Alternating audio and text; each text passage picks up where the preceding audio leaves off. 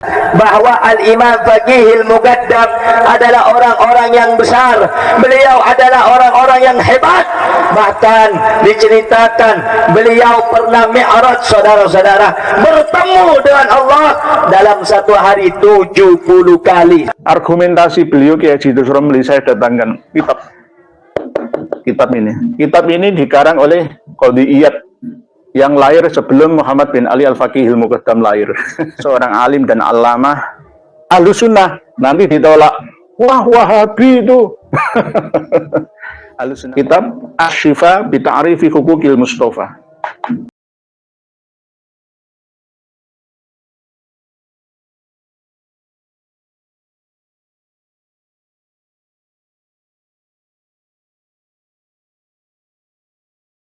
Tolong ya Haji Idrus Romli baca kitab ini.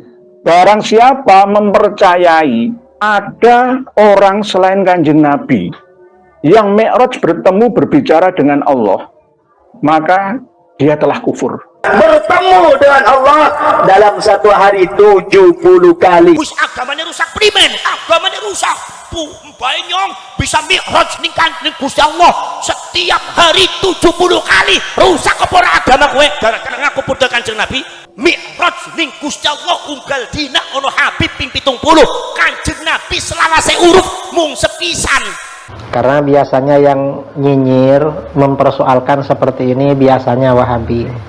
Karena biasanya yang nyinyir mempersoalkan seperti ini biasanya Wahabi. Dalam satu hari 70 kali, 70 kali, 70 kali. Kalau saya kejem-kejeman ya, takfiri ya, dia telah kafir. Siapa yang mengatakan itu? Bukan saya. Kitab ini. Kanjeng Nabi mung sepindah cuma satu kali Isra Mi'raj. Ke ono oknum Habib sing ngomong, ada Habib katanya bisa Isra Mi'raj itu sehari 70 kali. Apa tidak rusak itu agama? Tiba-tiba Faqihil Muqaddam Muhammad bin Ali Ba'alawi, beliau bangun dari kuburnya, masuk ke kuburnya itu orang. Kata Faqihil Muqaddam, pergi wahai Munkar Nakir. Faqihil Muqaddam ashhar minal Jailani fil barzah. Tapi Faqihil Muqaddam lebih terkenal daripada Syekh Qadir Jailani di alam.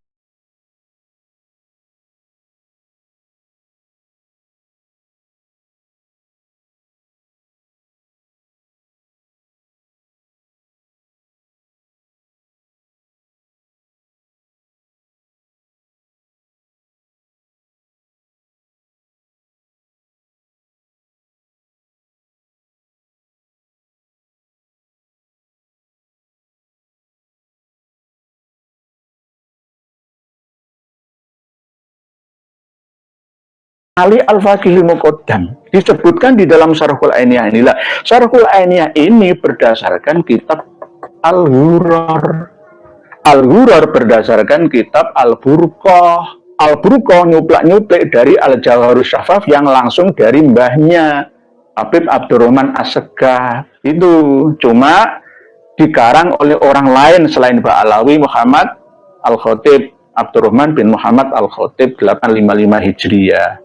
Nah, di sini disebutkan wa kana min jumlati ma kataba bi ila Syekh Sa'ad, dan termasuk bilangan dari tulisan surat-surat yang dikirimkan oleh Muhammad bin Ali Al-Faqihil Muqaddam kepada Syekh Sa'ad, yaitu ini isinya. Urijabi, aku dimi'rajkan. Ada beberapa habaib yang mengatakan Faqih Muqaddam itu lebih hebat dari Syekh Abdul Qadir. Wali begini, jangan di framing karomah sing palsu, sumber bener. Seolah-olah Faqih Muqaddam lebih hebat daripada Syekh Abdul Qadir Al-Jilani. Sampean kudu ngerti, Faqih Muqaddam itu muridnya Abu Madyan. Imam Abu Madyan itu muridnya Syekh Abdul Qadir Al-Jilani. Ente kalau bicara begitu su'ul adab. Bolong orang apa aku pengen.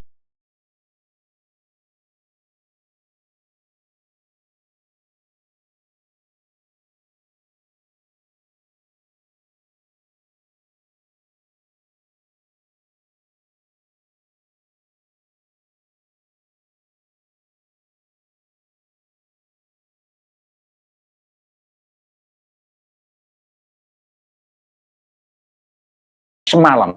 Berarti bisa juga semalam 7 kali atau 27 kali. Wa fi riwayatin sab'ina marratan.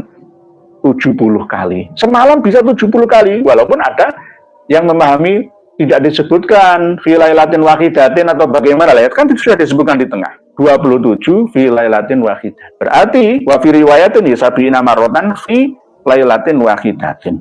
Terus dibela mati-matian oleh Kiai Idrus Romli. Kalau kita meyakini adanya karomah,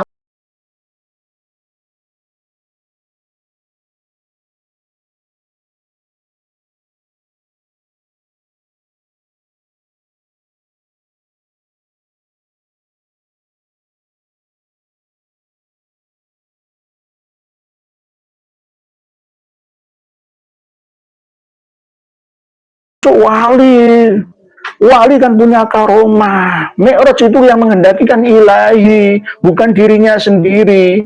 Tapi nggak segitunya. Kembali ke asyifa qodiyat. Jangan dipercaya.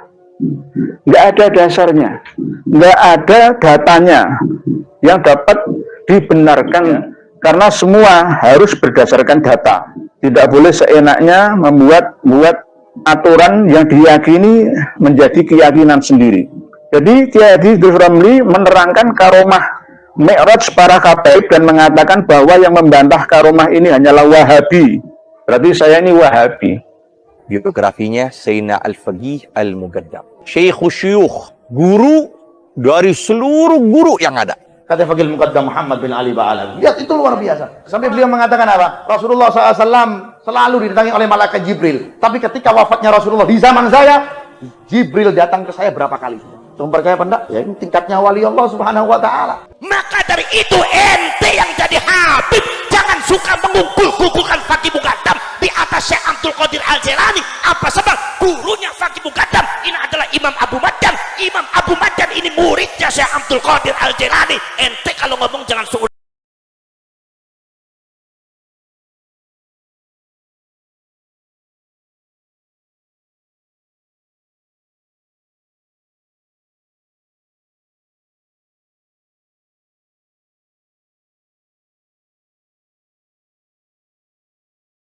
Kali-kali bangsa Ba'alwi mengaku cucunya Rasulullah, di atas ada Allah. Takutlah kalian kepada Rasulullah, takutlah di hari akhirat nanti bahwa kalian secara genetika, secara sejarah tidak bisa disebut cucunya Rasulullah.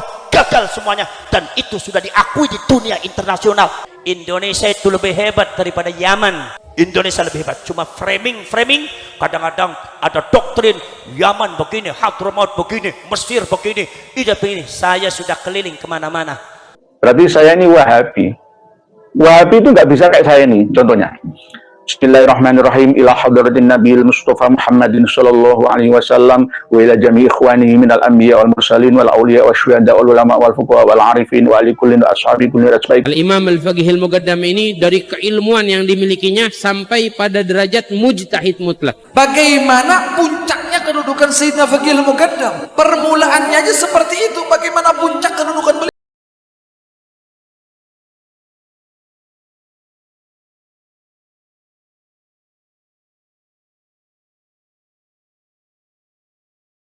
Mungkin Kiai tidak tahu sudah ada ijma dari qodiyat bagi orang yang mendakwa boleh mi'raj menemui Allah sambil duduk bersembahyang. Dakwaan ini dibuat oleh sebagian kelompok sufi dan golongan batiniyah dan ia kufur bil ijma. Nanti panjenengan semua simak sendiri video beliau yang membela mati-matian junjungannya. Bahwa makromah itu saya punya manuskrip Al-Qiladatun Nakhrnya. Saya punya manuskripnya. 947 wafatnya Mbah Makromah itu. Ya, jadi Idrus Romli nggak meneliti siapa pengarangnya, hidup di abad berapa. Ya. Terus setelah mencantumkan tokoh yang bernama Muhammad bin Ali yang terkenal dengan nama Al-Faqih Al-Muqaddam itu nggak sampai mempelajari tentang di mana letak makam Mbah Buyutnya yang ada di Husayyisah itu, yakni Imam Ahmad Al-Muhajir dan juga makam Imam Ubaidillah, Imam Alwi, di mana posisinya? Di situ disebutkan langsung di dalam Qiladatun Nahr yang beliau mungkin belum sampai membaca secara lengkap isinya. Di situ jelas bahwa makam leluhurnya Imam Ahmad yang katanya hijrah dari Basrah ya sampai ke Khusayyisah itu wafat perkiraan dihitung 345 Hijriah sampai wafatnya Mbah Makhromah itu selama 602 tahun baru ditemukan. Kalau berdasarkan Al-Jawharus Syafaf ya 544-an. Kalau berdasarkan Fathur Rahimir Rahman ya 545-an lebih, di atas 602 tahun barulah makam Imam Ahmad Al-Abbah itu ditemukan secara resmi. Kitab Qiladatun Nahr itu diterbitkan, bukan kitab Al-Jawharus Syafafnya. Padahal Qiladatun Nahr juga mengambil referensi dari kitab-kitab sebelumnya yang berasal dari internal Ba'alawi sendiri. Monggo Kiai Haji Idrus Romli untuk terus membacanya, jangan sepotong-potong saja. Di situ ada kesalahan fatal juga yang disampaikan bahwa wafatnya Imam Muhammad bin Ali Al-Faqihil Muqaddam itu tahun 563. Salah, yang benar itu 653. Itu sesuai dengan bangunan sejarah yang dibangun oleh kalangan internal Ba'alawi sendiri. Jika tarikh atau sejarah yang berasal dari eksternal Ba'alawi beda. Karena pertama kali dari Bani Al-Ahdal yang ikut hijrah bersama Imam Ahmad Al-Abbah itu wafatnya tahun 540 Hijriah, yakni Muhammad bin Sulaiman bin Ubaid Isa bin Alwi. Itu wafat tahun 540. Berarti wafatnya Imam Ahmad pun ya antara-antara itu. Imam Ubaidillah, toh kalau benar-benar Ubaidillah bin Ahmad Al-Abbah An-Nafat ya sekitar sebelum tahun 500-an. Atau jika nanti ditarik ke Tobaqutul Khawas, Abdul Latif As-Sirji Az-Zabidi malah justru jelas meruntuhkan semua tatanan bangunan sejarah yang dibangun oleh internal Ba'alawi, baik dari sejarawannya ataupun dari nasabahnya. Yakni wafatnya Imam Ali Kholiq Kisam yang menjadi buyutnya Imam Muhammad bin Ali Al-Faqihil Muqaddam itu 729 Hijriah. Masa lebih duluan wafat buyutnya ya Al-Faqihil Muqaddam daripada daripada Ali Kholiq Kisam? Kan nggak masuk akal, nggak sesuai dengan fakta sejarah yang ada, nggak ilmiah. Alwi memiliki anak yang bernama Muhammad memiliki anak yang bernama Alwi memiliki anak yang bernama Ali Kholiq Kisam. Ali Kholiq Kisam ini wafat tahun 729. Tetapi Ali Kholiq Kisam ini memiliki anak yang bernama Muhammad Shahib Mirbat. Muhammad Shahib Mirbat memiliki anak yang bernama Ali. Ali memiliki anak yang bernama Muhammad Al-Faqihil Muqaddam ini. Berarti generasi yang ketiga, keempat. Ya. Berarti buyut. Ya, putu buyut. Putune Ali Kholiq Kisam bernama Ali.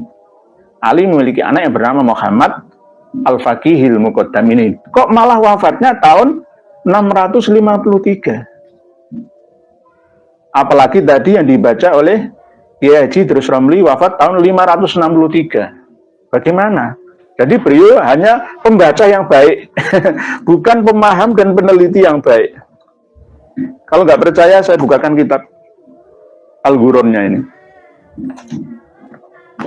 Semua saya bawakan datanya. Ya. Karena wa wafatuhu sanata salasin wa khamsina wasittumi'ah. Wafatnya Muhammad Al-Faqihil Muqaddam itu tahun 653 Hijriah. Bukan 563. 653 Hijriah. Walaupun ya ini benar tulisannya di Al-Ghuror, tetapi tidak sinkron dengan Tabaqatul Khawas Ahli Sidqi wal Ikhlas. Dimulai dari Al-Burqah Al-Musiqah, lalu ke Al-Ghuror 960, lalu ke Al-Mashra'ur Rawi, lalu ke Asy-Syarhul Ainiyah. Selalu menyanjung secara berlebihan hulu terhadap tokoh-tokoh leluhurnya. Gelarnya itu kalau dihitung itu ada lebih dari 10 di depan namanya. Jadi melebihi tokoh-tokoh sekaliber dengan leluhur mereka Ba'alawi itu. Nah, apalagi masalah tentang Mi'raj 70 kali atau 27 atau 7 kali dalam semalam ini. Ini yang dibela mati-matian oleh beliau Kiai Haji Idrus Romli. Untuk mematahkan ya argumentasi beliau Kiai Haji Idrus Romli, saya datangkan kitab ini. Kitab ini dikarang oleh Qadhi Iyad yang lahir sebelum Muhammad bin Ali Al-Faqihil Muqaddam lahir. Seorang alim dan allamah Ahlus Sunnah. Nanti ditolak, wah Wahabi itu. Ahlus Sunnah wal Jamaah. Kitab Asy-Syifa bi Ta'rifi Huquqil Mustafa. Tolong ya Haji Idrus Romli baca kitab ini. Barang siapa mempercayai ada orang selain Kanjeng Nabi yang Mi'raj bertemu berbicara dengan Allah, maka dia telah kufur. Kalau saya kejem-kejeman ya, takfiri ya, dia telah kafir. Dia telah kafir. Siapa yang mengatakan itu? Bukan saya, kitab ini. Jadi jangan main-main. Kalau mau bicara di depan publik itu ya sing hati-hati. Wafatnya Muhammad bin Ali Al-Faqihil Muqaddam itu 653 kok 563. Selang 100 tahun. Nah inilah kalau diulang-ulang terus. Ya, tolong dibaca lagi Bamahromahnya, ya, Qiladatun Naharnya, begitu juga tolong dibaca Al-Ghurornya, Al-Imam Al-Muhajirnya, tolong juga dibaca Ar-Raudul Jalinya, Kang Mas Kiai Haji Idrus Romli. Jenengan berada di posisi NU garis lurus, tetapi masih saja bengkak-bengkok kemana-mana. Umat bisa menilainya akhirnya. Siapa yang lurus atau siapa yang mengikuti jejak para pendusta dan pembohong di negeri ini? Siapa sebenarnya yang jujur dan lurus? Siapa sebenarnya? Jangan terbiasa memanipulasi data, ya. Apalagi mengkorupsi. Data dikorupsi, dirubah-rubah, diinterpolasi. Nah, ini biasanya siapa yang melakukan itu? Nah, inilah yang harus kami luruskan, ya. Harus kami ingatkan. Jika tidak, maka kami pun akan tetap bersama-sama menanggung dosanya. Berbahaya, ya sangat-sangat berbahaya. Kalau sesat sendiri nggak apa-apa. Kalau sesat menyesatkan banyak orang, ya dosa jariyah yang diterimanya. Bismillahirrahmanirrahim. Bismillahirrahmanirrahim. Di dalam kitab Asy-Syifa karya Imam Qadhi Iyad ada keterangan, langsung saya terjemah saja. Di antara penyebab kekufuran itu adalah mengakui, beriktikad meyakini Allah itu tidak hidup, Allah itu tidak qadim, dan Allah itu adalah hadas atau baru, ya, dan butuh dengan pembantu, dan butuh gambaran sesuatu. Atau mengakui bahwa Allah itu memiliki anak atau teman atau orang tua atau yang diperanakan, dari segala sesuatu, ya, mulai dari zaman azali diyakini seperti itu, bahwa ketika Allah menciptakan alam semesta ini beserta dengan waktu merawat alam semesta raya ini ada teman lainnya. Fadzalika kulluhu kufurun bi ijma'il muslimin. Yang seperti itu adalah kufur dengan sepakat seluruh umat Islam. Ya. Seperti ucapan bahwa Allah itu ada dua, misalkan Tuhan Yesus misalkan. Ada Tuhan Bapa, Tuhan Anak misalkan. Roh Kudus misalkan. Nah, itu juga termasuk kufrun. Yang keluar dari pendapat atau keyakinan para filosof. Begitu juga kalangan golongan yang menyamakan Allah dengan jisim sesuatu. Begitu juga termasuk kufrun bi ijma'il muslimin, yaitu orang yang mengaku-ngaku pernah duduk bersama dengan Allah dan mi'raj kepadanya. Nah, ini loh poinnya. Dan pernah mi'raj kepadanya dan berbicara dengan Allah, atau hulul menyatu dengan Allah, atau Allah menyatu dalam jasadnya seseorang, seperti ucapan sebagian ahli tasawuf dan ahli kebatinan. Begitu juga orang-orang Nasoro yang mengakui manunggal antara Tuhan Bapa dengan Roh Kudus langsung masuk ke dalam Tuhan Yesus itu, dan juga keyakinan dari Syiah Qoromitoh, sempalan Syiah Ismailiyah. Jadi termasuk kesepakatan kaum muslimin, jika ada orang yang mengaku-ngaku pernah mi'raj, bertemu dengan Allah, berbicara dengan Allah, duduk bersama ya di sisi Allah, ya, itu adalah kekufuran. Ya, kekufuran. Nah, ini kalau malah justru diyakini, dibela mati-matian oleh beliau, Kiai Haji Idrus Romli. Coba bayangkan ya, kita bayangkan.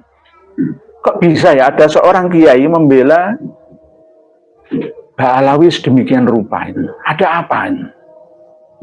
Ternyata pengikut para pembohong dan pendusta itu tidak berasal dari orang biasa, tapi berasal dari orang yang luar biasa juga bisa. Seorang kiai loh bisa katut gitu loh. Nggak berpikir dengan jernih. Memperbandingkan antara kitab tasawuf dengan kitab sejarah, antara kitab tasawuf versi Ba'alawi dengan eksternal Ba'alawi. Lalu mempertemukan antara kitab sejarah dengan kitab nasab.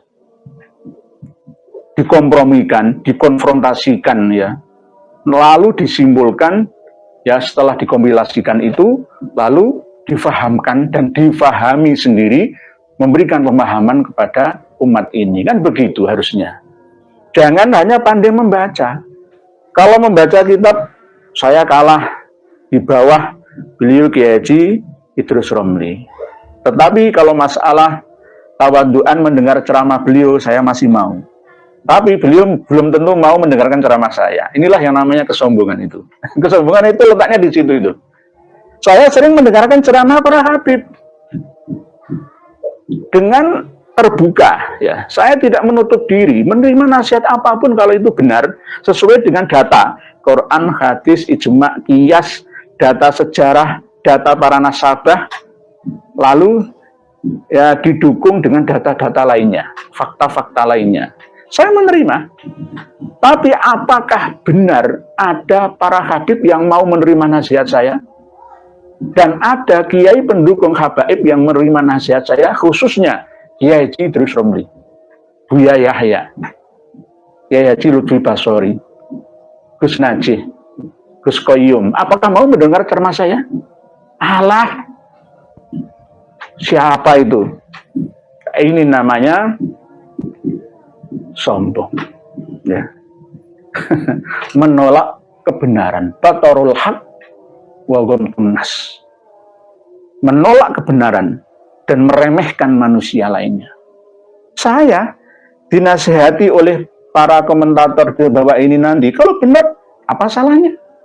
Wong kita watawasau bil haq, saling menasihati tentang kebenaran, karena kebenaran itu bervariasi dan berversi, nggak ada salahnya.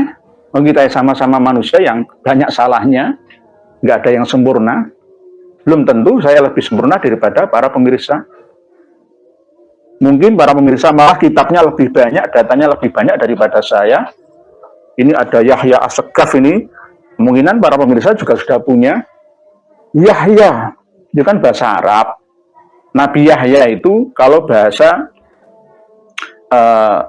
Latinnya, ya, bahasa yang dipakai ya di Roma itu biasanya Yohanes. Nabi Yohanes As-Sagaf, Yahya As-Sagaf. Yohanes itu tulisan Inggrisnya John Rambo. John itu Yohanes itu John. Aduh, bagaimana nih teman-teman? Ternyata pernyataan dari Idrus Romli ini menuai protes dan cecaran dari Kiai Ihya, yang mana Kiai Idrus Romli menyatakan bahwa orang yang mempermasalahkan tentang 70 Mi'rajnya Faqih Muqaddam ini disebut dengan Wahabi. Lantas tadi sudah kita dengar bersama seperti apa pembahasan dari Kiai Ihya yang sangat luar biasa dan sudah menunjukkan kitab yang dimaksud oleh Idrus Romli. Rasa masih belum sadar nih teman-teman ya. Idrus Romli tetap kekeh mempertahankan bahwa Ba'alawi itu adalah dzurriyyah Rasulullah SAW. Bagaimana menurut pendapat teman-teman semua? Silahkan lanjut di kolom komentar. Terima kasih untuk teman-teman yang sudah mengikuti channel ini dan sudah support. Semoga teman-teman semua diberikan kesehatan, kelancaran rezeki, dan dimudahkan segala urusannya. Sampai jumpa di video selanjutnya. Assalamualaikum warahmatullahi wabarakatuh.